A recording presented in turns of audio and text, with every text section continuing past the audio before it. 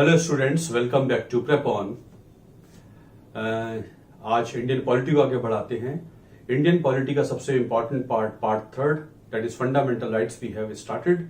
It was छोटा सा revision करते हैं। It was taken from American constitution called bill of rights.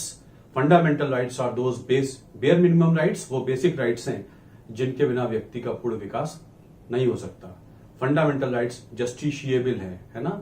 सरकारें भी ऐसे एक्शंस नहीं ले सकती और पार्लियामेंट भी ऐसे कानून नहीं बना सकता जिससे फंडामेंटल राइट्स वायलेट होंगे या इंप्लीमेंट नहीं होंगे। We state we can go to the supreme court, मतलब they are available against the governments as well as legislatures, that is parliament. सबसे इंपॉर्टेंट फीचर फंडामेंटल राइट का यही है कि हम उनके वायलेशन के अगेंस्ट सीधे सुप्रीम कोर्ट जा सकते हैं। डिस्ट्रिक्ट कोर्ट, हाई कोर्ट जाने की सीधे जरूरत नहीं है। सुप्रीम कोर्ट भी सीधे आर्टिकल 32 में जा सकते हैं। पहली कैटेगरी हमने पढ़ी, राइट्स टू इक्वालिटी। आर्टिकल 14 ये कहता है state can not deny to anybody what equality before law and equal protection of laws. नहीं कर सकता। Everybody is equal before law except president and governor. उनके खिलाफ कुछ चीजें नहीं हो सकती। उनको आर्टिकल 361 में कुछ प्रोटेक्शंस वगैरह हुआ करते हैं। Equality before law is this. Equal protection of law का मतलब होता है जिनके हालात एक से हैं उनके साथ एक सा व्यवहार किया जाए। इसका मतलब जिनके हालात खराब हैं उनके साथ विशेष व्यवहार किया जाए और वो बेनिफिट उनको दिया जाए जो बेनिफिट उनको नहीं देना है, जो डेवलप्ड हो चुके हैं। Like should be treated alike. Equal protection of laws में काफी सारी बेनिफिशियल पॉलिसीज लोगों के लिए बनाई जा सकती हैं जो वीकर सेक्शंस हैं या SC ST OBC है या और किसी भी तरीके से वीकर सेक्शंस हुआ करते हैं। आर्टिकल 14 इक्वलिटी एश्योर करता है। आर्टिकल 14 का ही बेस साबरीमाला में है।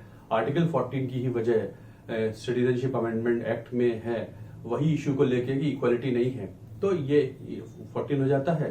15, 16 कुछ ऐसे ही है। 15 कहता है state shall not discriminate citizens. ये सिटीजन्स के लिए है। आर्टिकल 14 सबके लिए है। सिटीजन्स के लिए है। आर्टिकल 14 सबके लिए है। सिटीजन्स के लिए यह है कि religion, race, caste, sex, place of birth वगैरह के बेस पर कोई डिस्क्रिमिनेशन नहीं हो सकता। लेकिन फिर भी महिलाओं और बच्चों के लिए 15 क्लॉज 3 में कुछ विशेष प्रावधान बनाए जा सकते हैं। ऐसे ही state can make special provisions for those who are socially and educationally backward classes. इनको ढूंढा गया, इनके लिए बात की गई तो मंडल कमीशन बना। मंडल कमीशन ने recommendation they the other backward caste बना दी जाए। इस तरीके से वो OBC कैटेगरी बन गई। वो चैलेंज किया गया तो इंदिरा साहनी केस आया। इंदिरा साहनी केस मतलब मंडल कमीशन केस। सुप्रीम कोर्ट ने कहा 50% से ज्यादा रिजर्वेशन नहीं होना चाहिए।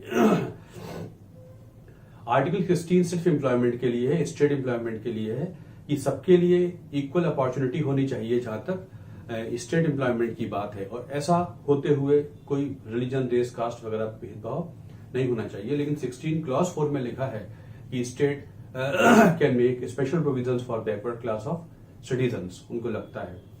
मैंने आपको ये भी बताया कि 15 का क्लॉज 5 और 16 का क्लॉज 5 EWS कैटेगरी के लिए स्पेशल प्रोविजंस बना चुका है। ये कैसे जोड़े गए, क्या इनकी और चीजें हैं, हम अमेंडमेंट में डिस्कस करेंगे तो और अच्छा समझ में आएगा। EWS category is another weaker section added in the constitution as article 15 clause 6, article 16 clause 6। इसको हम डिस्कस करेंगे। EWS कैटेगरी ये भी वीकर सेक्शन मान लिया गया है। आर्टिकल 17 कहता है एबॉलिशन ऑफ अनटचेबिलिटी। छुआछूत नहीं हो सकती, अगर होगी तो लॉ द्वारा पनिशमेंट दिया जाएगा। ऐसा सबसे इंपॉर्टेंट लॉ है SC and ST prevention of atrocities act 1989, जिसे SC ST एक्ट कह देते हैं। अगर SC ST के खिलाफ कैसा भी कुछ एक्शन होगा तो उसके खिलाफ लोगों को सजा हो सकती है। आर्टिकल 17 अनटचेबिलिटी अबॉलिश करता है। आर्टिकल 18 टाइटल्स अबॉलिश करता है। सरकारें किसी को टाइटल्स नहीं दे सकती हैं। सरकार can give awards but not titles. और फिर सुप्रीम कोर्ट ने कहा कि भारत रत्न, पद्म अवार्ड्स टाइटल्स नहीं है, अवार्ड्स हैं, लेकिन जिनको मिलते हैं वो नामों के साथ इस्तेमाल ना करें। ये फर्स्ट कैटेगरी थी आर्टिकल 14 to 18। अब इसी को आगे बढ़ाते हैं। Indian polity.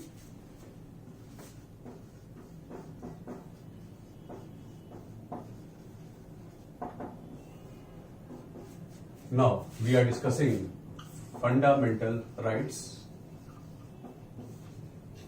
Next category, rights to freedom. Article 19 to 22।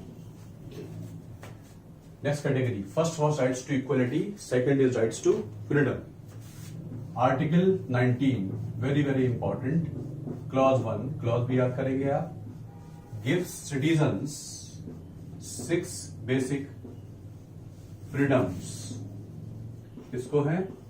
Citizens को है। Article 19 gives 6 basic freedoms to citizens. 19(1)(a) is freedom of speech and expression. Article 19 is very very important article. Article 19 guarantee करता है 6 basic freedoms to who? Citizens. Article 15 who? Citizens. 16 who? Citizens. 14 for everybody. Even non-citizens can have Article 14. तो citizens को guarantee होते हैं 6 basic freedoms. 19(1) का clause, sub clause A, यहाँ sub clause A भी याद करना है। Freedom of speech and expression, कहने का मतलब है everybody has a fundamental right to express himself in whatever way which is valid and which he thinks is valid. अपने को व्यक्त करने का फंडामेंटल राइट है, चाहे वो व्यक्तता, एक्सप्रेशन पेंटिंग के फॉर्म में हो, किताब लिखने के फॉर्म में हो, अखबार में कॉलम लिखने के फॉर्म में हो, रैली करने के फॉर्म में हो, स्पीच देने के फॉर्म में हो, सभी को freedom of speech and expression हुआ करता है। लेकिन सब्जेक्ट टू रिस्ट्रिक्शन है। अगर आपके स्पीच देने से, आपके एक्सप्रेशन से दंगा फसाद होता है या दो गुटों के बीच में लड़ाई होती है, किसी और तरीके से प्रॉब्लम आती है, तो हो सकता है आपका freedom of speech and expression curtail कर लिया जाए। इस freedom of speech and expression से everybody is allowed as a fundamental right to express himself in whatever ways. वो एडवर्टाइजमेंट बना सकता है, पेंटिंग बना सकता है, अपने अखबार में जो मैंने आपको बताया, तो किसी भी तरीके से कर सकते हैं। बस आपका जो व्यक्तता है, एक्सप्रेशन है, वो रिस्ट्रिक्शंस के अगेंस्ट ना हो। रिस्ट्रिक्शंस होंगी तो गवर्नमेंट एक्शन लेकर आपके फंडामेंटल राइट ऑफ स्पीच को कर्टेल कर सकता है। Hence, this is the very very important fundamental right. आपसे क्वेश्चन जो ज्यादा पूछा जाता है वो ये, क्या Indian constitution press freedom allow करता है? तो आप बोलेंगे यस करता है। किस आर्टिकल में करता है? Article 19(1)(a। आप खुद तो अपने आप को व्यक्त कर ही सकते हैं, किसी और के एक्सप्रेशन भी व्यक्त कर सकते हैं। जब ऐसा होता है तो आ जाता है फ्रीडम ऑफ प्रेस। तो फ्रीडम ऑफ प्रेस संविधान में साफ साफ लिखा हुआ है या किसी आर्टिकल से समझा जाता है? ये साफ साफ लिखा हुआ नहीं है। It is understood to be part of article 19(1)(a). 19(1)(a) में इनहेरेंट है, निहित है, वहां पर है, वहां से समझा जाता है, साफ साफ लिखा हुआ नहीं है। इसलिए 19(1)(a is the freedom of speech and expression under which we can interpret that there is freedom of press. Press का अधिकार 19(1)(a) में हुआ करता है। कश्मीर के हालात ठीक नहीं तो गवर्नमेंट ने वहां पे शुरू में प्रेस को जाने की आजादी नहीं दी, एक्सप्रेशन किया था नहीं दी। मतलब कुछ ग्राउंड्स पर सरकारें इस किसी भी इन फ्रीडम्स को बैक कर सकती हैं। तो 19(1)(a), 19(1)(b freedom to assemble peacefully and without arms। इसे शॉर्ट में राइट टू असेंबली कह देते हैं। एक जगह इकट्ठा होने का अधिकार is fundamental right under article 19(1)(b। लेकिन अगर सेक्शन 144 लगा देंगे कश्मीर में तो लोग एक जगह इकट्ठे नहीं हो सकते। वो एक रिस्ट्रिक्शन हो गई, बिकॉज हालात कुछ ऐसे हैं कि हम आपको 19(1)(b का इस्तेमाल करने नहीं दे सकते, क्योंकि हो सकता है असेंबली होने से दंगा फसाद हो जाए। हेंस अदरवाइज अगर कंडीशंस ठीक हैं, everybody has a fundamental right of coming together for any valid purpose. एक जगह असेंबल हो सकते हैं, रैली के लिए हो सकते हैं, रिक्रिएशन एक्टिविटी के लिए हो सकते हैं, क्लासरूम टीचिंग के लिए हो सकते हैं, किसी भी मीटिंग के लिए हो सकते हैं। Doing this is a fundamental right. इसी में हम ये भी कह सकते हैं कि हम रथ यात्रा निकाल सकते हैं, तादिया निकाल सकते हैं, एक प्रोटेस्ट निकाल सकते हैं, प्रोसेशन निकाल सकते हैं। It is our fundamental right. लेकिन ये वहीं तक उपलब्ध होंगे जहां तक पूरे समाज को इससे खतरा ना हो। Health it is a fundamental right. Everybody can assemble peacefully but without arms. 19(1)(c ये आपको ABC 1 के तौर पे याद करने हैं, मैचिंग क्वेश्चन भी आ जाता है। फ्रीडम टू फॉर्म एसोसिएशन, सभी को एसोसिएशन बनाने का अधिकार है। Citizens can form their association. Association may be for educational purpose, may be for club purpose, may be for political purpose, may be for recreational purpose, may be for trade purpose. किसी भी तरीके की संस्था बना सकते हैं. It is a fundamental right. Right to form union is also a fundamental right. Right to form cooperatives is also a fundamental right. तो किसी भी तरीके की एसोसिएशन बना सकते हैं. एक कंपनी में काम करने वाले वर्कर्स, कंपनी चाहे गवर्नमेंट की हो या प्राइवेट हो, trade union banana is a fundamental right. Trade union banana is a fundamental right. Court ने कहा यूनियन बनाना फंडामेंटल राइट है, इसका मतलब ये नहीं कि right to strike is also a fundamental right. Union बनाना फंडामेंटल राइट है, इससे ये नहीं समझा जा सकता कि स्ट्राइक करना भी फंडामेंटल राइट है. कोर्ट मेंटेन करता रहा है कि गवर्नमेंट सर्वेंट्स तो कभी स्ट्राइक पे जा ही नहीं सकते, क्योंकि वो एक पब्लिक फंक्शन करते हैं और पब्लिक फंक्शन कभी एंड नहीं होते. इसलिए government servant should never go on strike. अगर जाते हैं तो गवर्नमेंट्स को कड़े एक्शन लेने चाहिए. तो right to form union is a fundamental right does not lead to the conclusion that right to strike is also a fundamental right. Grievances है, उसके और तरीके हैं रिजॉल्व करने के. स्ट्राइक करना उसका मीनिंग नहीं होता. सहकारी समितियां बनाना भी एक फंडामेंटल राइट है. तो यहां पर कैसी भी एसोसिएशन बना सकते हैं. 19(1)(c), 19(1)(d), freedom of movement, freedom of movement, 19(1)(e), freedom of settlement. मैं आपको बहुत डिटेल में नहीं बता रहा हूं, जितना आपके एग्जाम की जरूरत है उतना बता रहा हूं. ये तो बहुत ज्यादा खिंच जाएगी चीजें, अगर डिटेल में जाएंगे आपके एग्जाम की नीड नहीं है. 19(1)(d) का मतलब freedom of movement. Everybody can move here and there throughout the territory of India as a matter of fundamental right. It is a freedom of movement. हमको freedom of movement का अधिकार है, लेकिन curfew लगा हुआ है, section 144 है, तो हो सकता है हमारा फ्रीडम कर्टेल कर दिया जाए. पूरे समाज के fundamental rights are more important than the fundamental rights of few people. मतलब मोर के फंडामेंटल राइट्स लेस के फंडामेंटल राइट से ज्यादा हैं. अगर हालात बिगड़े हुए हैं तो हो सकता है कर्फ्यू लगा दिया जाए और आपको मूवमेंट करने ना दिया जाए. Freedom of settlement. Everybody can settle anywhere in India. Bharat में कहीं भी जाके आप रह सकते हैं. It is also a fundamental right. लेकिन शेड्यूल्ड ट्राइब्स के फेवर में हो सकता है आपको ये अधिकार ना दिया जाए. अरुणाचल प्रदेश है, अंडमान निकोबार है, वहां पे कुछ इनर लाइन परमिट होते हैं ना. अभी आपने अखबार में सुना होगा इनर लाइन परमिट होते हैं. इनर लाइन परमिट जहां पर लेना पड़ता है, वहां परमिट मिलेगा तो आप एंटर कर सकते हैं, परमिट नहीं मिलेगा तो एंटर नहीं कर सकते. This is article 19(1)(d), 19(1)(e). Now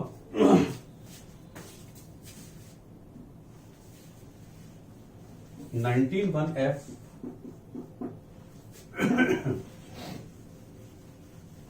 inner line permit. Certain areas are there, certain pockets are there. Scheduled tribes का जो एरियाज हैं, उनका जो कल्चर है, हेरिटेज के तौर पे है, वो डिस्टर्ब ना हो, आउटसाइड एलिमेंट वहां ना जाएं, इसलिए वहां जाना अलाउ होगा तब जब परमिट मिलेगा. वहां पर उनके स्पेशल अधिकार हुआ करते हैं. वहां हो सकता है 19(1)(d) और E आपको अवेलेबल ना हो. अदर नहीं. अगर हालात ठीक है, अगर ऐसा गवर्नमेंट नहीं देना चाहती तो दे सकती है. वहां as a matter of fundamental right curtail भी हो सकता है. कहने का मतलब ये है. 19(1)(f), right to hold property.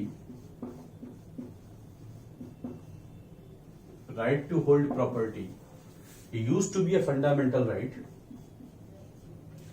Independence के बाद गवर्नमेंट ने लैंड रिफॉर्म्स करने शुरू किए. इंडिपेंडेंस से पहले जमींदारों को जमीन दे दी गई थी कॉर्नवालिस की परमानेंट सेटलमेंट व्यवस्था के तहत. उसके बाद बहुत सी पॉलिसीज बनी, लेकिन बाद में जब इंडिपेंडेंस हो गई तो फिर गवर्नमेंट ने रिफॉर्म्स करने शुरू किए. उसमें बहुत सारी जमीनें लोगों से ली जाने लगी और एज ए क्योंकि ये उस समय फंडामेंटल राइट हुआ करता था तो कोर्ट केसेस होने लगे और गवर्नमेंट उसमें अपने आप को डिफेंड नहीं कर पाई. लेकिन गवर्नमेंट को रिफॉर्म्स करने थे तो फाइनली क्या हुआ, राइट टू होल्ड प्रॉपर्टी को फंडामेंटल राइट की लिस्ट से हटा दिया गया by 44th constitutional amendment act 1970. 8 in the time of Janata party government. तो आपसे एग्जाम में ये क्वेश्चन आ जाता है, which of the following rights is no more a fundamental rights. कौन सा राइट अब फंडामेंटल राइट नहीं रहा? Right to property is no more a fundamental right. By which of the following amendment this was omitted from the constitution? तो आप बोलेंगे bye 44th amendment act 1978। किस party के समय हुआ था? जनता पार्टी गवर्नमेंट के समय। जनता party government was the first non Congress government in the country and Morarji Desai became the first non Congress PM of the country. उससे पहले कांग्रेस हुआ करती थी। तो कभी कभी इसको भी एम्फेसाइज कर देते हैं। तो राइट टू प्रॉपर्टी, शॉर्ट में बोल देते हैं right to property. Right to property is no more a fundamental right, does not mean that it is not a right. Right है लेकिन फंडामेंटल राइट नहीं है। क्या मतलब हुआ? मतलब ये हुआ कि अगर fundamental right to property curtail हो जाए तो आप वॉल्यूशन के लिए सीधे सुप्रीम कोर्ट जा सकते थे अदरवाइज, लेकिन अब ये फंडामेंटल राइट नहीं है तो आपको पहले जाना पड़ेगा डिस्ट्रिक्ट कोर्ट, अपील में हाई कोर्ट, फिर अपील में सुप्रीम कोर्ट। अगर ये फंडामेंटल राइट होता you straight away could have gone to where? Supreme court. तो right to property is an ordinary right now, it is no more a fundamental right. ये दोनों point आपको याद करने हैं। 19(1)(f) में होता था right to hold property which is no more a fundamental right, it is a fundamental right but not a ordinary right but not a fundamental right. अब ये हो गया है आर्टिकल 300A, वहां निहित हो गया है। फंडामेंटल राइट कौन से राइट्स हैं? फंडामेंटल वो राइट्स हैं जो किस पार्ट से फ्लो होते हैं? पार्ट 3rd से फ्लो होते हैं। All the rights flowing from part 3rd are called fundamental rights. लेकिन फंडामेंटल राइट्स ओनली राइट्स नहीं है, संविधान के और पार्ट से भी राइट निकलते हैं, उनको लीगल राइट्स कह देते हैं। तो now right to property has become a legal right, it is part of article 300A। अगर 12 से 35 आर्टिकल तक कोई राइट निकलता है तो वो कहलाता है फंडामेंटल राइट। मतलब किसी राइट को फंडामेंटल होने के लिए पार्ट 3rd में निहित होना जरूरी है, बाकी सारे अधिकार कहलाते हैं लीगल राइट्स। तो now right to property has become a legal right, it has become part of article 300A। जिस अमेंडमेंट एक्ट से इसको हटाया गया था उससे ही ये जोड़ दिया गया by the same amendment act as an ordinary right. तो right to property is no more a fundamental right. दोनों पॉइंट आपको याद करने हैं। 19(1)(g) right to follow profession of choice. Right to follow profession of choice, right to profession बोल देते हैं। हर व्यक्ति को पूरा अधिकार है वो जो प्रोफेशन चाहे फॉलो करे। जहां तक गवर्नमेंट उसे अलाउ करती है वहां तक वो प्रोफेशन फॉलो कर सकता है, लेकिन गवर्नमेंट कुछ प्रोफेशंस को अपने लिए सुरक्षित कर सकती है क्योंकि वो स्ट्रेटेजिक इंटरेस्ट के प्रोफेशंस होते हैं। हर एक आदमी एटॉमिक एनर्जी नहीं बना सकता। ऑयल एक्सप्लोरेशन गवर्नमेंट अलाउ करेगी तो प्राइवेट कंपनी करेगी, वरना गवर्नमेंट ही करेगी। पहले इंश्योरेंस प्राइवेट कंपनियां करती थी, बाद में गवर्नमेंट करती थी, बाद में प्राइवेट कंपनियों ने करना शुरू कर दिया। तो जहां तक रिस्ट्रिक्शन नहीं है वहां तक everybody can have right to follow profession of choice. और कुछ एरियाज गवर्नमेंट अपने लिए सुरक्षित कर सकती है, जो नहीं है उनको सबको अलाउ किया जाता है। ये ओरिजिनली 7 हुआ करते थे बेसिक फ्रीडम्स, ये निकल गया तो रह गए हैं कितने? 6। तो कभी कभी क्वेश्चन आता है कि how many basic freedoms are there in the constitution. तो जब भी बेसिक फ्रीडम्स की आपसे क्वेश्चन पूछा जाए तो आप इन्हें मत काउंट करने लगिएगा 19, 20, 21, 22। ये कहलाते हैं rights to freedom. Basic freedoms वो होते हैं जो आर्टिकल 19(1) में है। वो पहले 7 होते थे, अब 6 हुआ करते हैं। तो there are 6 basic freedoms. Very very important article 19 याद करना है। Small 19(1)(a) freedom of speech and expression, 19(1)(b) freedom of assembly, 19(1)(c) freedom of association, 19(1)(d) freedom of movement, 19(1)(e) freedom of settlement, 19(1)(f) right to property, no more a fundamental right but an ordinary right, 19(1)(g) right to freedom of having profession of choice, मतलब right to profession. ये याद करने हैं आपको। This is article 19, very very important. Now article 20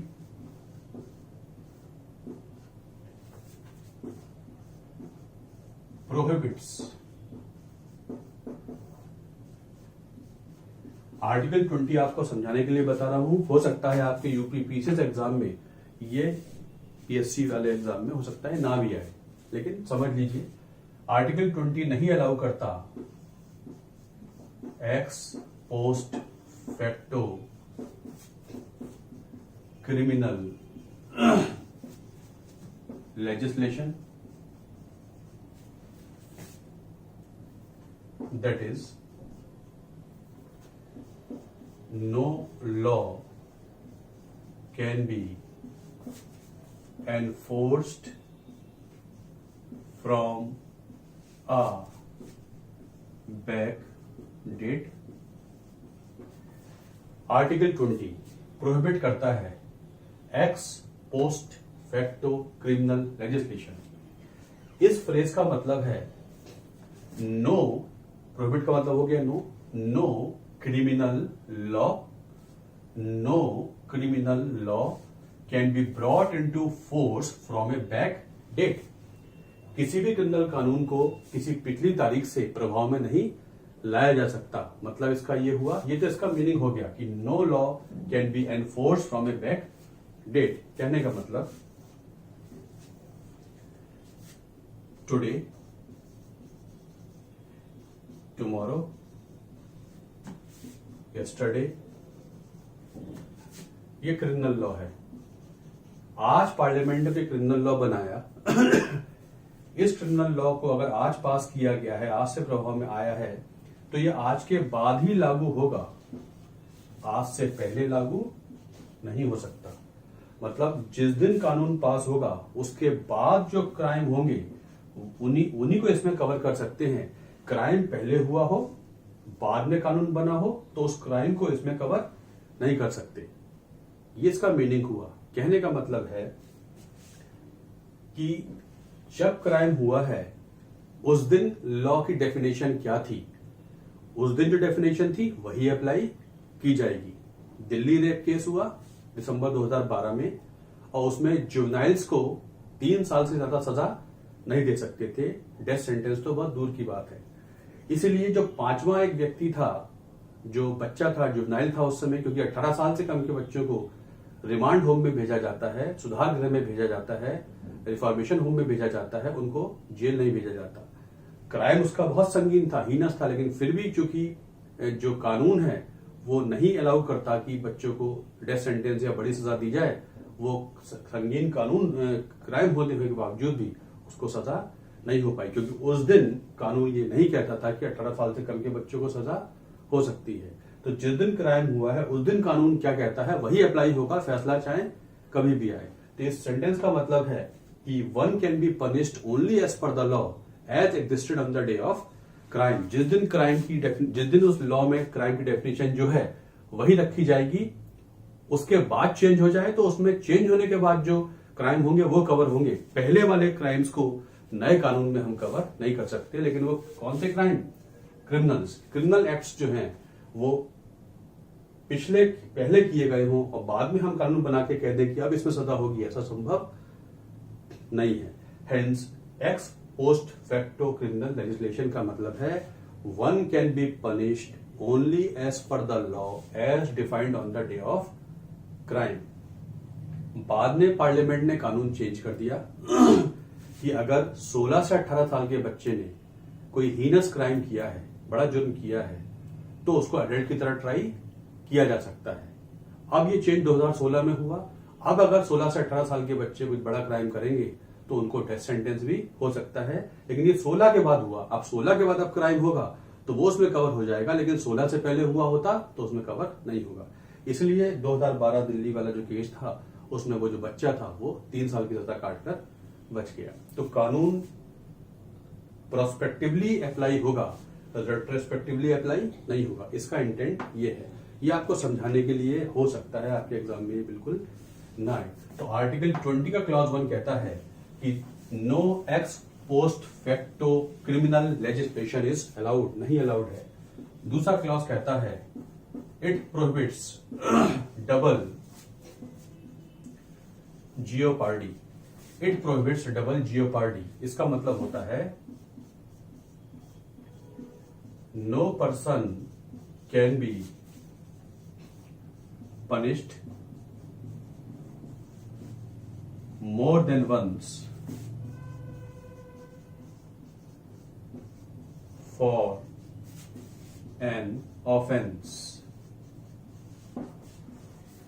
एक crime की सजा एक से ज्यादा बार नहीं हो सकती। डबल जियोपार्डी, जियोपार्डी माने होता है डेंजर, डबल माने एक से ज्यादा बार, मतलब एक क्राइम की सजा एक बार ही होगी, एक क्राइम की सजा मल्टीपल बार नहीं हो सकती। तो आर्टिकल 20 डज नॉट अलाउ कि ऐसा कोई एक्शन नहीं हो सकता, ऐसा कोई लॉ नहीं बन सकता जिसपे किसी व्यक्ति को एक ऑफेंस के लिए सजा एक से ज्यादा बार हो जाए। Constitution does not allow making a law और taking an action by which one can be punished what more than once for a single offence. एक क्राइम में मल्टीपल क्राइम्स हो सकते हैं, तो हर क्राइम की सजा अलग अलग सुनाई जाएगी, लेकिन एक क्राइम की सजा एक ही बार दी जाएगी। आपने वो क्राइम दोबारा रिपीट कर दिया सेम क्राइम, तो वो दूसरा क्राइम हो गया, वो सेम क्राइम नहीं हुआ। Hence article 20 clause 2 does not allow double jeopardy. ये है सेकंड क्लॉज, एक क्राइम की सजा एक से ज्यादा बार नहीं हो सकती। Self incrimination of evidence,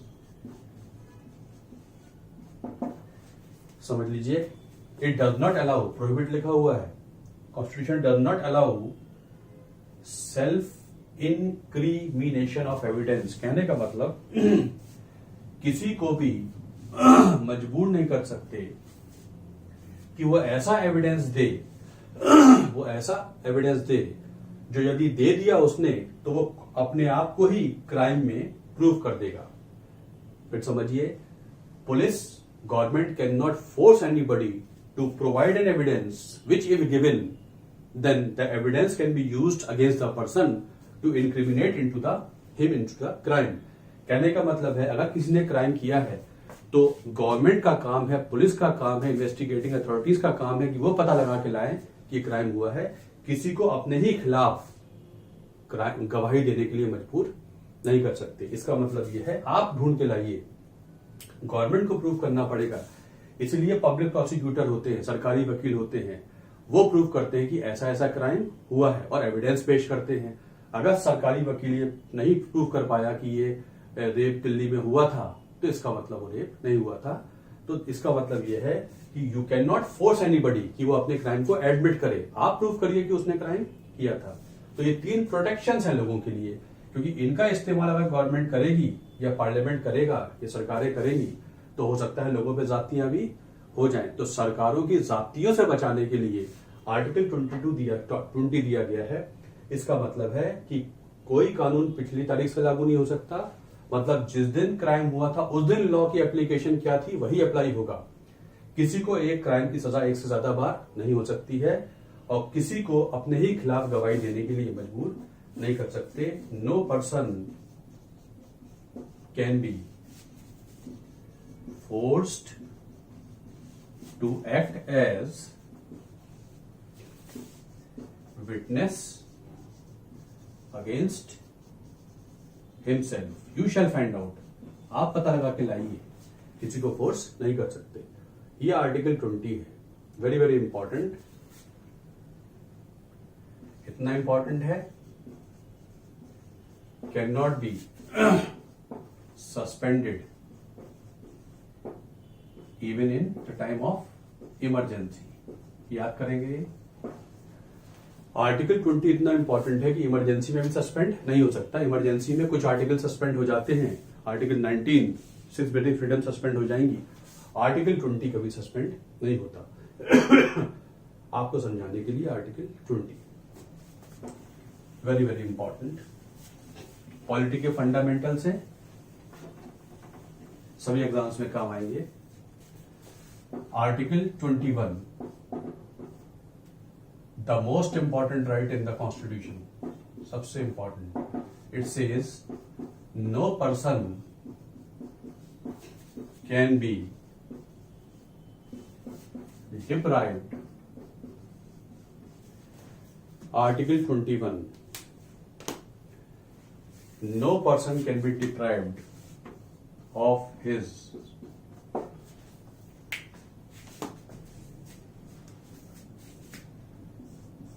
life and personal liberty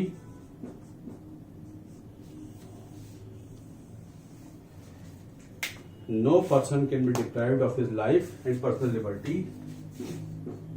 except according to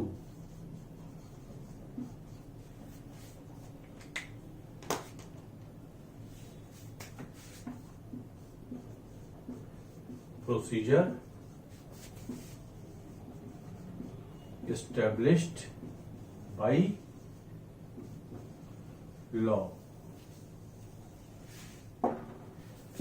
इस आर्टिकल को पॉपुलरली कहते हैं राइट टू लाइफ। सबसे इंपॉर्टेंट राइट माना जाता है article 21। No person can be deprived of his life and personal liberty except according to procedure establish by law. समझ लीजिए, किसी व्यक्ति को उसकी लाइफ से डिप्राइव नहीं कर सकते, उसकी पर्सनल लिबर्टी से डिप्राइव नहीं कर सकते। अगर कर सकते हैं तो फॉलो करना होगा procedure establish by law. Deprivation of life का मतलब है कि हाईएस्ट लेवल तो हो गया डेथ सेंटेंस, और highest level of personal liberty का डेप्रिवेशन का मतलब होता है जेल सेंटेंस। तो मतलब किसी को जेल सेंटेंस या डेथ सेंटेंस आर्बिट्रेरीली नहीं दे सकते हैं, तो फॉलो करना होगा procedure establish by law. This is called right to life. Article 21 का सुप्रीम कोर्ट ने बहुत इस्तेमाल किया और इसके बहुत सारे मीनिंग निकाले। इसलिए आर्टिकल 21 को कहते हैं most inferred right in the constitution. सबसे ज्यादा कोई राइट अगर इन्फ्रेंसेस निकाले गए हैं तो वो है राइट टू लाइफ। इसे शॉर्ट में कहते हैं राइट टू लाइफ। मैंने बताया हाईएस्ट डेप्रिवेशन ऑफ लाइफ हो गया death sentence, highest level of deprivation of personal liberty हो गया जेल सेंटेंस। लेकिन कोर्ट ने कई केसों में यह भी कहा कि अगर वातावरण शुद्ध नहीं है, it is deprivation of right to life. अगर बच्चे को एजुकेशन ठीक से नहीं मिल रही है, it is also deprivation of right to life. अगर बच्चे को शिक्षा सही समय पे ना मिले तो आगे चलकर वो अपना पूर्ण विकास नहीं ले पाएगा, ये भी होता है right to life.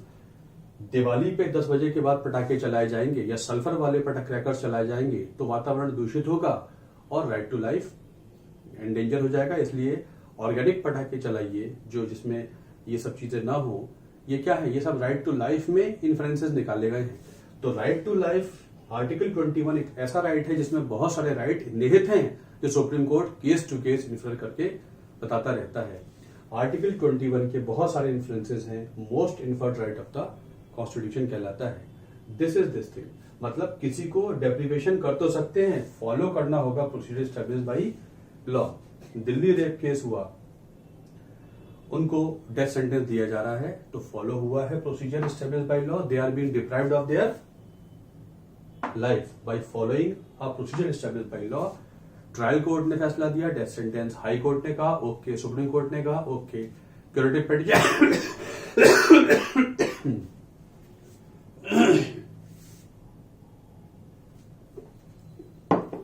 Curative petition आया, उसने कहा भी no not allowed, okay. Mercy petition खारिज।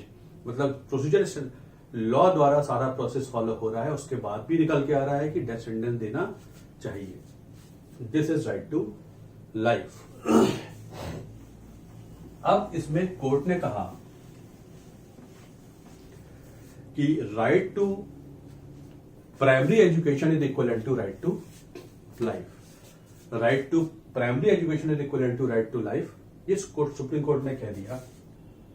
किसकी बात चल रही है? Supreme court in Mohini Jain versus state of Karnataka 1992,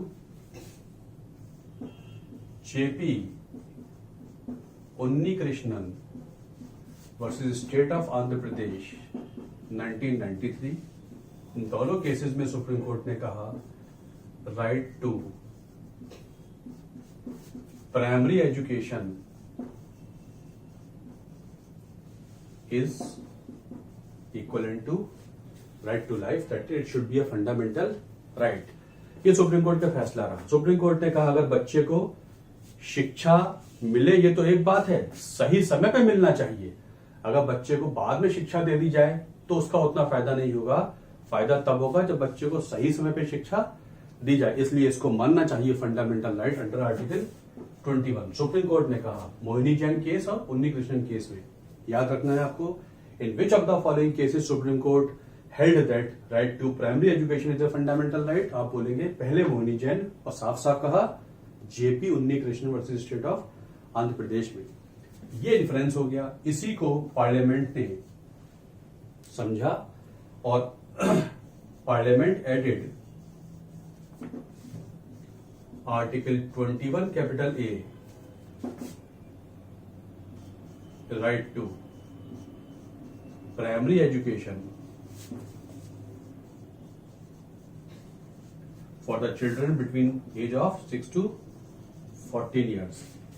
पहले ये कोर्ट के फैसलों में पड़ा हुआ था फंडामेंटल राइट के नाते, बाद में क्या हो गया, बाद में संविधान में ये बाकायदा लिख दिया गया, संविधान को अमेंड किया गया। अब ये मेंशन्ड राइट है, पहले क्या था, इन्फर्ड राइट था। Now it has become a mentioned right which says that right to primary education for the children between 6 to 14 years. अब ये हो गया है mentioned fundamental right. Article 21 A add हुआ, added by 86th constitutional amendment act 2002। ये नया article add हो गया था। Article 21 capital A added by 86th constitutional amendment act 2002 under which it has been held as right to primary education is a mentioned fundamental right for the children between age of 6 to 14 years। किस article का difference था ये, right to life का। बच्चे को सही शिक्षा सही समय पे ना मिले, आगे चलकर वो राइट टू लाइफ एंजॉय नहीं कर पाएगा। तो राइट टू लाइफ के बहुत सारे इंफ्लुएंसेस बनाए जाते हैं। This is article 21। आपको याद करना होगा कि दो आर्टिकल्स ऐसे हैं जो कभी भी सस्पेंड नहीं हो सकते, वो है article 20 and article 21। Two articles can never be suspended even in the time of emergency। 20 और 21 ये कभी भी सस्पेंड नहीं हो सकते। This is article 21 for your level।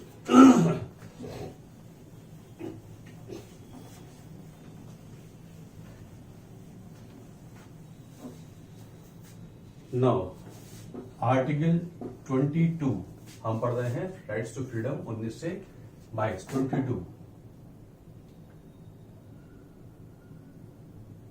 It allows, मैं शॉर्ट में बताता हूं आपको, preventive detention. What is this detention? Before actual occurrence of crime. देखिए डिटेंशन का मतलब होता है जेल में बंद कर देना, डिटेन कर लेना, है ना, किसी को डिटेन कर लेना। तो आर्टिकल सेज दैट स्टेट को अलाउ करती है, सरकारों को अलाउ करती है कि state can do preventive detention. Detention हो सकता है लोगों का, कहने का मतलब है कि क्राइम हुआ नहीं है लेकिन लग रहा है कि हो जाएगा। कहने का मतलब ये हुआ कि स्टेट को लगता है कि अगर इन उभरते हालातों में अगर कुछ लोगों को बाहर छोड़ा गया तो हो सकता है वो क्राइम कर दे या क्राइम करने में औरों की मदद करे, इसलिए as a matter of prevention they should be put behind the bars. इसे कहते हैं प्रिवेंटिव डिटेंशन। इसका मतलब ये हुआ कि अभी क्राइम हुआ नहीं है लेकिन हालात ऐसे हैं, लगता है कि ये पहले भी ऐसे हालात पैदा करते रहे हैं, इसलिए इससे पहले कि हालात और बिगड़े कुछ लोगों को जेल में डाल देते हैं, कहलाता है प्रिवेंटिव डिटेंशन। जैसे हम समझ सकते हैं कि good number of leaders in Jammu and Kashmir are under preventive detention, क्योंकि अगर लगता है कि वो बाहर आएंगे, भाषण वगैरह देंगे तो हालात और बिगड़ सकते हैं। तो this is an example of preventive detention.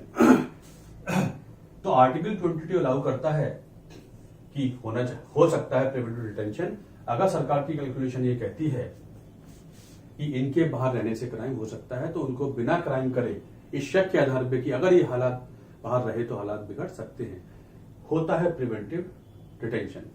इतनी बात समझ में आ गई। प्रिवेंटिव डिटेंशन के होते हैं कानून, ये कानून के तहत किया जाता है। इसके लिए सरकार ने बहुत सारे कानून बनाए, जैसे कि maintenance of internal security act 1971, repealed. ये जो मीसा कानून था ये इमरजेंसी के समय इस्तेमाल हुआ था। इमरजेंसी देश में लगी हुई थी और ऐसे में ये लगा कि अगर ऐसे लोग लीडर्स, पॉलिटिकल लीडर्स हैं, अगर ये बाहर रहेंगे तो देश के हालात और बिगड़ जाएंगे। सभी को मीसा कानून ने बंद कर दिया गया था। मीसा एक प्रिवेंटिव डिटेंशन लॉ हुआ करता था, लेकिन 1978 में ये रिपील हो गया। रिपील का मतलब हो गया खारिज कर दिया। बाद में जनता पार्टी आई, जनता पार्टी ने इसको कैंसिल कर दिया, खत्म कर दिया। नेशनल सिक्योरिटी एक्ट 1980, बाद में मीसा ही नए नाम से आ गया रासुका, राष्ट्रीय सुरक्षा कानून, एनएसए। ये अभी भी चलता है, एनएसए लग जाती है, कई बार सुनते हैं आप। एनएसए राष्ट्रीय सुरक्षा कानून, मतलब शक के बिना पे भी किसी को गिरफ्तार कर सकते हैं।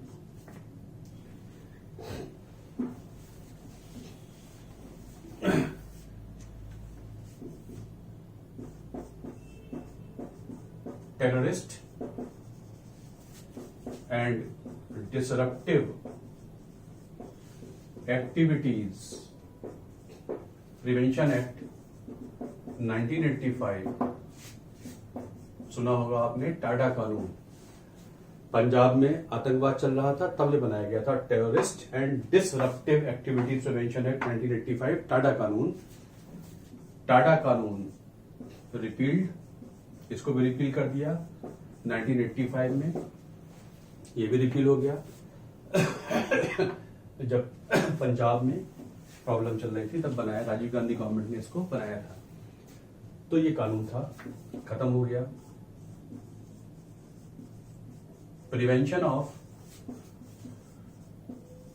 टेररिज्म एक्ट 2002, पार्लियामेंट में दिसंबर 2001 में आतंकवादियों ने हमला किया था। उन दिनों इस कानून की बात चल रही थी, उसके तुरंत बाद ये कानून पास हो गया था, पोटा। बताओ, ऐसे समझ लीजिए, टाडा को ही रिडिफाइन कर दिया गया था एज पोटा। पोटा कानून, it was also repealed in 2004।